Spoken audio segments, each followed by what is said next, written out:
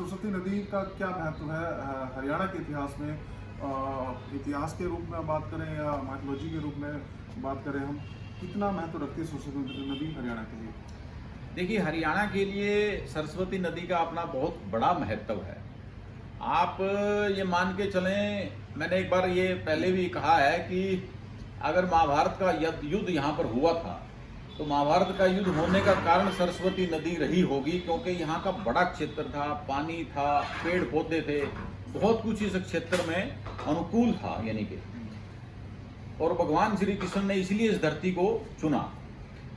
तो ऐसा हरियाणा के लिए सौभाग्य मानता हूं मैं कि सरस्वती नदी यहाँ से क्षेत्र से होकर बहती थी। आदि बद्री से उद्गम स्थल माना जाता है। प्रवाह थोड़ा सा रोकना चाहूंगा, आपने जो महाभारत का जिक्र किया, आपको लगता है कि ये सरस्वती नदी भी उसका एक कारण था जो स्थल चुना गया? बिल्कुल, इसमें कोई शक नहीं है, सरस्वती नदी ही उसका एक कारण हो सकता है, क्योंकि सरस्वती नदी से क्षेत्र से बहती थी। पूरा का पूरा जो क्षेत्र था वो 5 से 6 हजार वर्ष पूर्व की बात अगर हम बात करें, ऐसे युद्ध का समय माना जाता है कि 5 से 6 हजार वर्ष पूर्व।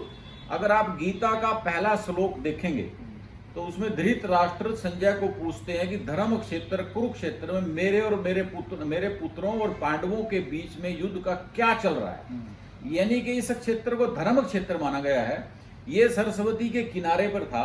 इसका एक और मैं आपको मनोज जी, मैं आपको बड़ी जानकारी देना चाहता हूँ। ना केवल आप इसको इस युद्ध से जोड़ें, जितने भी हमारे विद्वान हुए हैं उन सब ने सरस्वती के किनारे पर, जितने बड़े बड़े ऋषि मुनि हुए हैं, सरस्वती के किनारे पर बैठकर तपस्या की और यहीं से सिद्धि प्राप्त की। फॉर एग्जाम्पल मैं अगर बात करूं, वेद व्यास जी माना जाता है कि महाभारत कालीन समय में आदि बद्री आए थे। गुरु वशिष्ठ जी, विश्वामित्र जी का आज भी पेहवा में आश्रम है। श्रृंगी ऋषि ने, जिन्होंने राजा दशरथ जी के, भगवान राम जी के पिता दशरथ जी के लिए सुपुत्र प्राप्ति के लिए बहुत बड़ा यज्ञ करवाया था, श्रृंगी ऋषि जी, उनका समाधि भी आज संघोर गांव में, मैं कल ही वहां पर गया था। संघोर गांव बहुत बड़ा प्राचीन गांव है, श्रृंगी ऋषि के नाम से संघोर गांव है। पुलत्स्य ऋषि ने यहाँ पर तपस्या की, और मैं आपको बताऊं गालव ऋषि ने यहाँ पर तपस्या की, लोमन ऋषि ने यहाँ पर तपस्या की सरस्वती के किनारे पर। तो यानी कि ये क्षेत्र इतना पवित्र था प्राचीन ऋषि मुनियों में भी, और हमारी जो वैचारिक हमारी पृष्ठभूमि है उसमें भी इतना पवित्र क्षेत्र था। तो युद्ध होने का भी कारण और इन ऋषियों का यहाँ तपस्या करने का कारण, सबसे बड़ा कारण अगर कोई था तो सरस्वती का इस क्षेत्र से बहना था।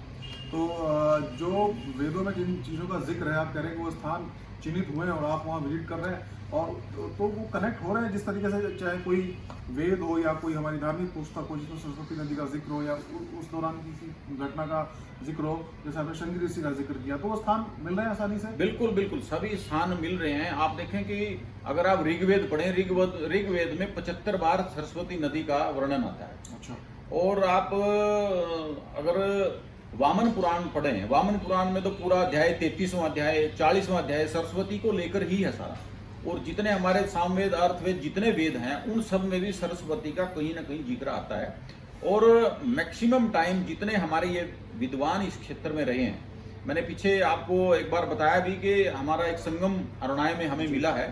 तो वो संगम भी, अगर संगमेश्वर जी, भगवान शिव जी यहाँ पर इसीलिए आए कि उन्होंने सरस्वती, अरुणा, वरुणा, मार्कंडे का संगम करवाया।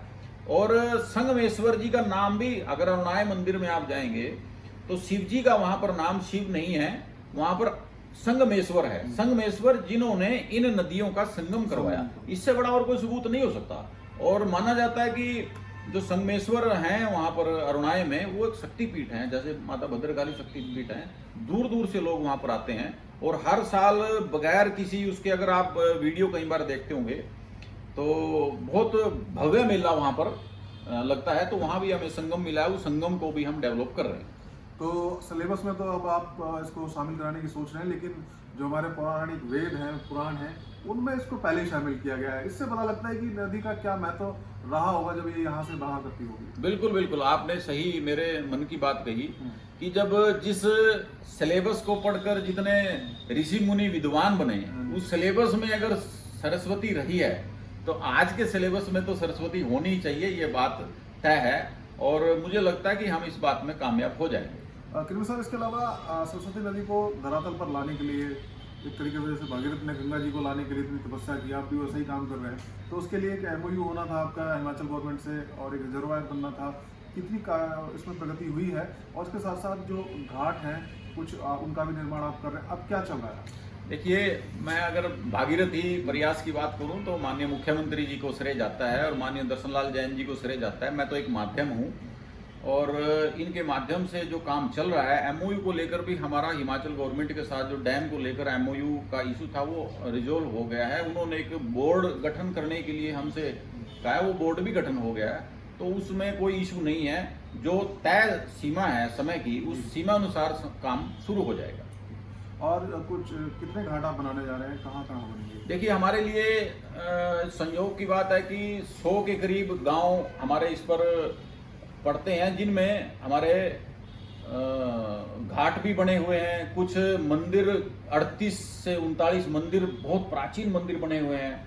10 से 12 प्राचीन समाधि बनी हुई हैं जो ऋषि मुनियों की समाधि हैं, और 35 से 40 शमशान घाट हैं हमारी पूरी 200 किलोमीटर की रीच की मैं अगर मैं बात कर रहा हूँ। और बहुत से ऐसे छोटे छोटे घाट हैं जिनको हम दोबारा से डेवलप कर रहे हैं। कुछ टूटा हुआ है, कुछ उसको दोबारा बना रहे हैं, और उन घाट के नज़दीक हम रिजर्वायर बना रहे हैं। जैसे कल ही मैं महुआ खेड़ी गांव में गया, तो महुआ खेड़ी में देखा कि सरस्वती के किनारे पर एक बहुत खूबसूरत बात सरस्वती इस क्षेत्र से बहती थी। इस बात का है कि जितनी भी पंचायती जमीनें हैं वो सारी की सारी सरस्वती के किनारे पर पड़ती हैं, और हमने अब की बार ये तय किया है कि जितनी पंचायती जमीनें ज़्यादा से ज़्यादा हमें मिलेंगी, हम उन पंचायती जमीनों में रिजर्वायर बनाएंगे, ताकि जो बरसात का एक्स्ट्रा पानी जो इस क्षेत्र को नुकसान करता है। देखिए मनोज जी, हमारा उद्देश्य ये है कि हम जो पानी, बरसात का पानी है, वो बह के आगे ना चला जाए, उसको हम रोक रहे हैं, गाँव में रोक रहे हैं। क्षेत्र का पानी क्षेत्र में रोक रहे हैं, गाँव का पानी गाँव में रोक रहे हैं, ताकि बरसात के दिनों का जो पानी वेस्ट बहता था उसको हम रिचार्जिंग में इस्तेमाल करें, और जब बारिश चली जाए उस पानी को उस रिजर्वायर से सरस्वती में हम डाल के आगे ले जाएं, ताकि आगे के किसानों को भी फायदा हो। जो लोग आचमन करना चाहते हैं सरस्वती के घाट पर आकर, उनको जल मिले। 24 घंटे की हमारी ये व्यवस्था है। हमने अभी तक ये जो रिजर्वायर हैं बोहली गाँव में हमारा ऑलमोस्ट तय है, हम बनाने जा रहे हैं। इसके बाद मुकुरपुर गाँव है, संगोर गाँव है, मछरौली में है, महुआ खेड़ी है, और हमारा जंगल है पेवा में, चौंसर जंगल, उसमें हम बड़े बड़े रिजर्वायर बना रहे हैं। तो ऐसे हमारे प्रोजेक्ट चल रहे हैं, ताकि जो बरसात का पानी है उसको भी हम सहेज लें। और एक बड़ा रिजर्वायर हम 3 गाँव में बना रहे हैं, रामपुर हेरिया, रामपुर कोम्बियान और चिल्लोर गाँव में। वो 350 एकड़ में पंचायती जमीन हमने ले ली है। तो ये रिजर्वायरों से ये फायदा होगा कि इस क्षेत्र का डार्क जोन दूर होगा, किसान को बहुत बड़ा फायदा होगा, क्योंकि इस क्षेत्र में पानी की बहुत बड़ी कमी है। जी जी बिल्कुल। और किसान जो है, मैं कल ही शरीफगढ़ से ऊपर एक त्योड़ी गांव की जमीन पड़ी है, करीब 15 से 20 एकड़। तो सरपंच हमने मौके पे बुला लिया, तो हमने कहा भाई इस खुदी हुई है, पुराना भट्टा था वहाँ पे, तो भट्टे की जमीन अगर 15 एकड़ खुदी पड़ी है, उसका यूज तो अब कोई है नहीं। उन्होंने कहा जी हमारे लिए यूज नहीं है। तो हमने कहा हमें दे दो, हम इसका रिजर्वायर बना देंगे। रिजर्वायर बना के इसका अगर पीछे से एक बैंथम नाला शाहबाद से जाता है, शाहबाद का जितना पानी है, एक STP हरियाणा सरकार ने बनाया, माननीय मुख्यमंत्री जी ने, उस शाहबाद का सारा पानी उस STP में जाता है। STP से होकर उस बैंथम नाला में होकर सरस्वती में आता है। हम उस पानी को भी छोड़ेंगे नहीं, उस पानी को हम साफ करेंगे, उस रिजर्वायर में डालेंगे। 15 एकड़ का जो हम कल देख के आए, हम उसको तैयार कर रहे हैं, और उस साफ पानी को फिर हम सरस्वती में डालेंगे। ये ऐसी योजनाएं हमारी सरस्वती को लेकर चल रही है। किलो साहब, एक सवाल जनरली अगर मान लिया किसी से हम बात करें कि सरस्वती नदी थी, कभी बहा करती थी यहाँ, ये सवाल आपसे कई बार पूछ भी चुके हैं हम, लेकिन रिसर्च आपने की होगी जरूर इस पर। क्या लगता है आपको, ये नदी कब से, कौन से पीरियड के दौरान बहा करती थी, और अगर लुप्त हुई तो उसके पीछे क्या कारण है? देखिए,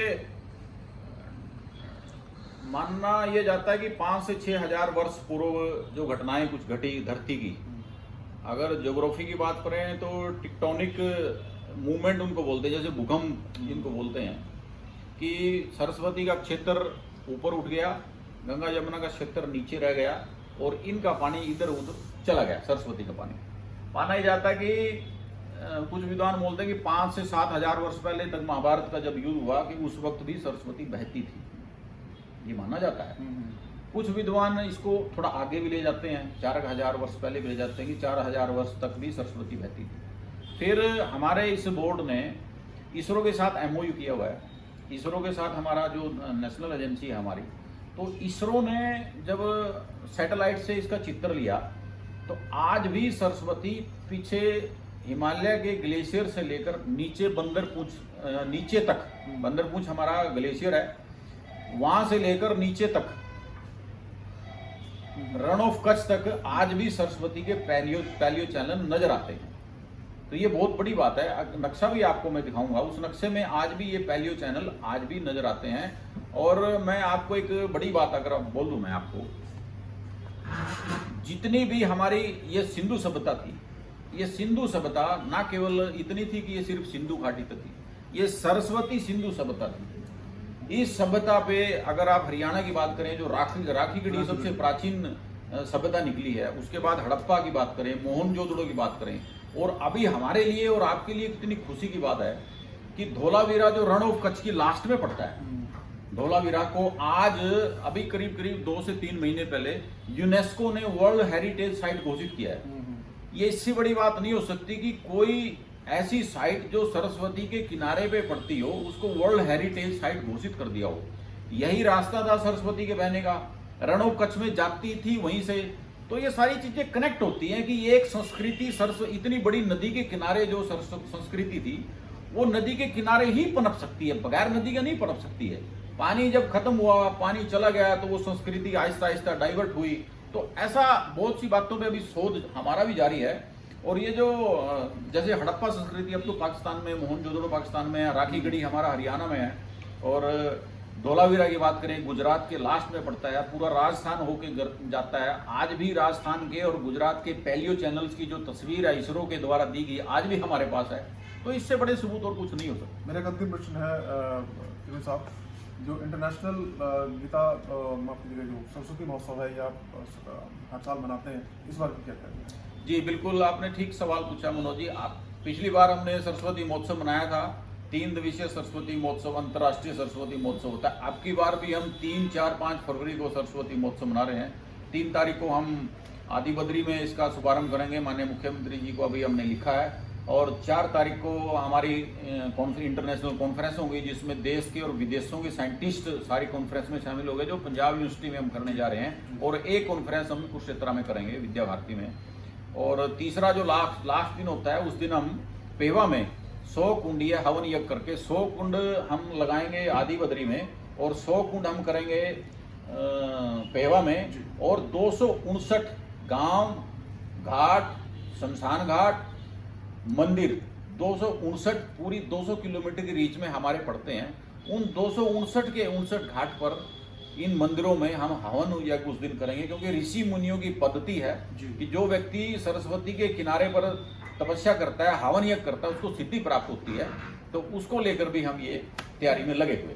बहुत बहुत धन्यवाद और आपको शुभकामनाएं। और जो इंटरनेशनल फेस्टिवल होगा सरस्वती महोत्सव, जब वो शुरू होगा तो वहाँ पर भी जाएंगे, और वहाँ पर भी आपसे बात करेंगे और देखेंगे किस प्रकार का इंतजाम है। लेकिन सरस्वती नदी को लेकर सरकार के बहुत गंभीर प्रयास हैं, सिलेबस में उसको शामिल कराया जा रहा है, उसको डेवलप किया जा रहा है, कैसे उसको एक बार फिर से धरातल पर सरस्वती नदी बहे, इसको लेकर तमाम प्रयास किए जा रहे हैं, जिसको लेकर हमने दोनों सिंह त्रिवेदी से चर्चा की। आपने भी आना है महोत्सव पर? जी जरूर त्रिवेदी साहब जरूर आएंगे। और अभी काफ़ी समय है, लेकिन हम वहाँ भी चलेंगे और आपने दर्शकों को भी दिखाएंगे कि किस तरीके से ये महोत्सव आयोजित किया जा रहा है। न्यूज़ 18 हरियाणा पर फिलहाल इतना ही। नमस्कार।